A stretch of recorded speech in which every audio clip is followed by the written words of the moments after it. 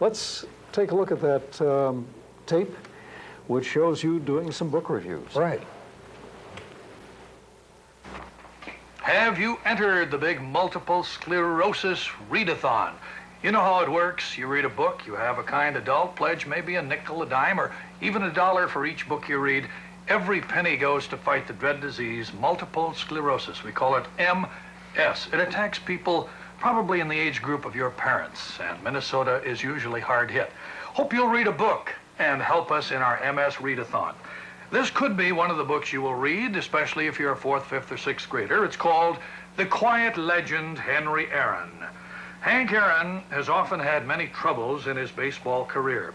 But do you know that he overcame each one to become the king of home run hitters? Through his dignity and courage, he has become a legend in American baseball history. The title of the book, The Quiet Legend, Henry Aaron. Maybe you'd consider reading that book and getting the money to help fight multiple sclerosis. Now, do we leave out those tiny tots? No, we don't. If you're in kindergarten, 1st or 2nd grade, how about this one? Beautifully illustrated. The title, if you wish to jot it down, A Color of His Own. A chameleon has no color of his own. Whenever he sits on something, he turns that color. On heather, they are purple, and on the tiger, they are striped like a tiger. In the spring, he met another chameleon, and they found an answer to their problem. Doesn't it sound like fun? Delightful reading and beautifully illustrated, too.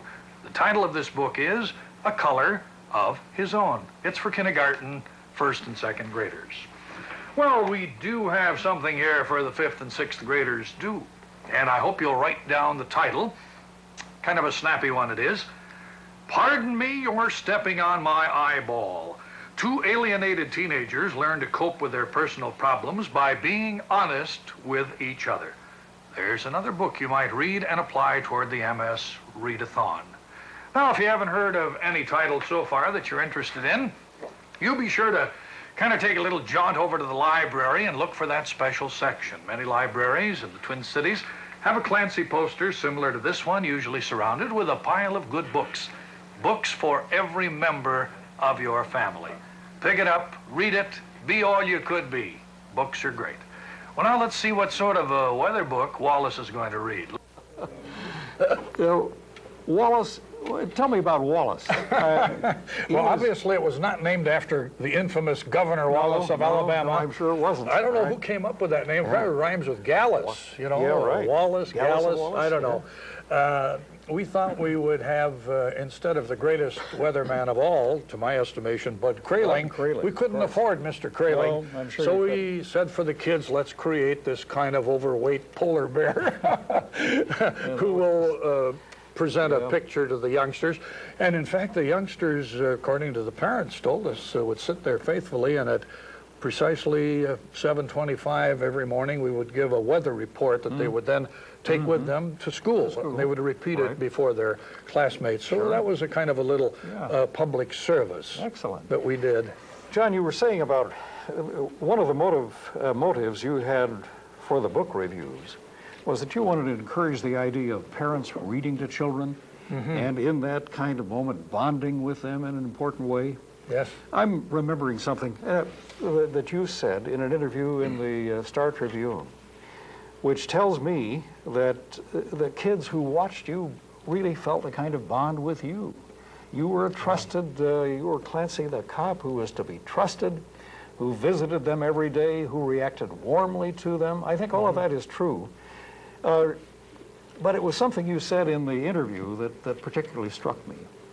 You were talking about your recognition that some of the kids who would be there at personal appearances were really hungering for love. Remember what you said? Yes, I don't remember what precise words I used, but there were certain youngsters that would come before you, very obviously sometimes in ragged clothing, runny nose. Yeah. Nobody bothered to tell them to wipe their nose, disheveled in their appearance. You can't always go by appearances, but you could generally tell. In certain parts of the city you knew were populated by people unfortunate enough to be in the grip of poverty. And a lot of these children, I know, came from broken homes, probably a home where there was no father.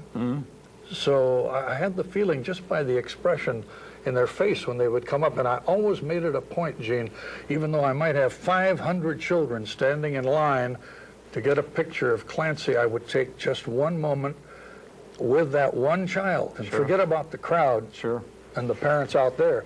I'm concentrating on this one child, look right in his eyes. What's your name? Where do you go to school?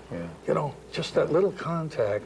And in that moment, I think something magical happened. These children found a friend.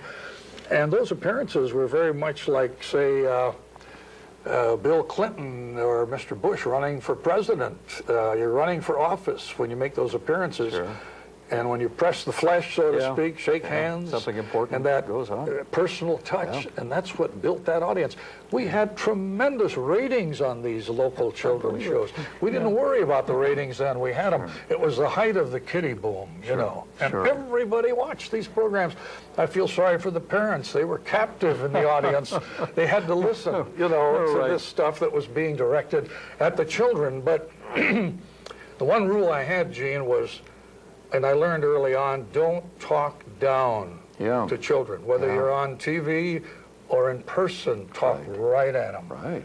And children are very, very smart. You know, they're more perceptive more often than some adults are. And they, I don't like the word phoney, but if, if they size you up as a phony, forget it. So you try to be a real person, you know. And I think that was a heartwarming experience, though, to be able to maybe bring a moment of sunshine, you know, into the life of a kid. And I used to give away a lot of toys to the youngsters, usually to somebody who could perform with the hula hoop. You know, we'd have competitive hula hoop contests, musical chairs. I would never have won a toy. I don't know about that, Gene. You've got some good moves. No, and very often one of the brighter children would say, Clancy, show us how to do the hula hoop. And I, in a brave effort, you know, to keep from ruining my sacroiliac, would say, Clancy rehearsed with the hoop this morning, and that's enough. But, you see some of these youngsters, they were very, very good at it.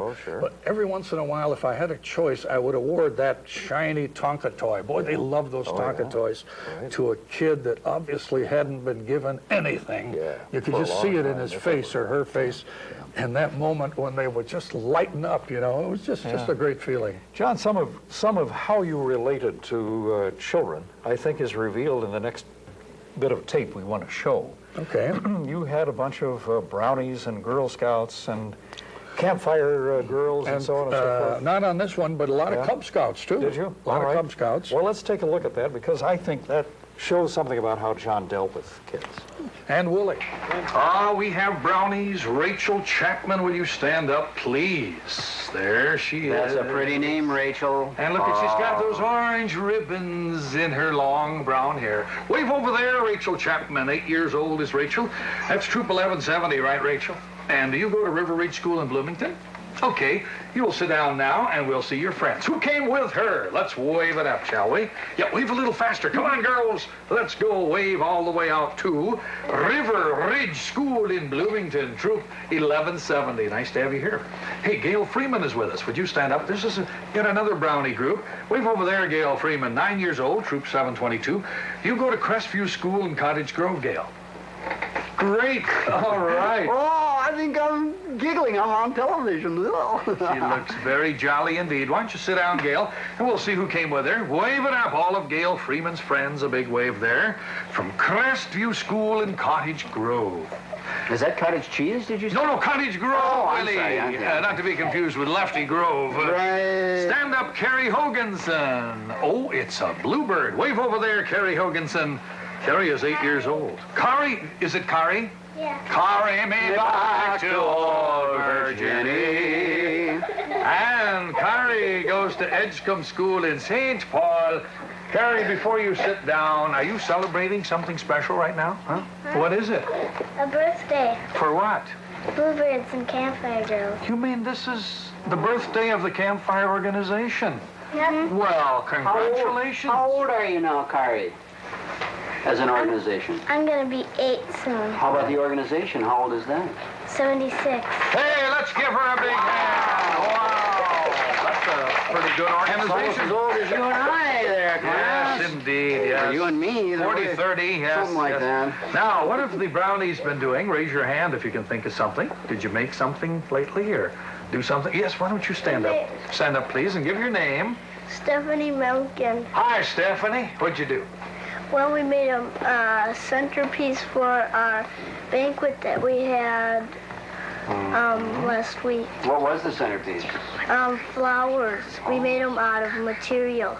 Hey, it sounds Great. Let's give her a little hand. Great. Stephanie, good. And we have yet another Brownie group. What did this group do? Would you stand up, please, and give us your name? Sherry Hayden.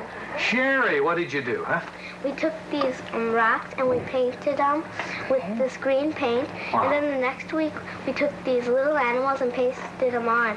Saints be praised, it was right around St. Patty's Day. They used green paint. And Did now you they get all that have one? pet rocks. Ah, isn't that nice? See, we're going to kind of move over because we don't want to do our song. In fact, if we have time, maybe a couple of them. Brownies all know this song. Let's do it with emotions.